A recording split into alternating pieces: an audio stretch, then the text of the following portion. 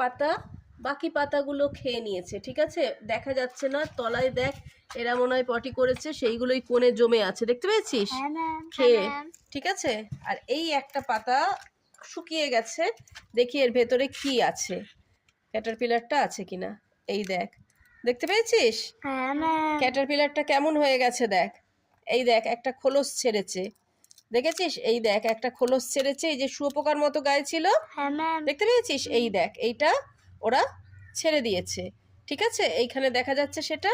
আর এই দেখ ওরা একটা গুটি তৈরি করেছে নিজের গাটাকে এই খোলসের মধ্যে কিরকম ভাবে ঢুকিয়ে নিয়েছে, ঠিক আছে?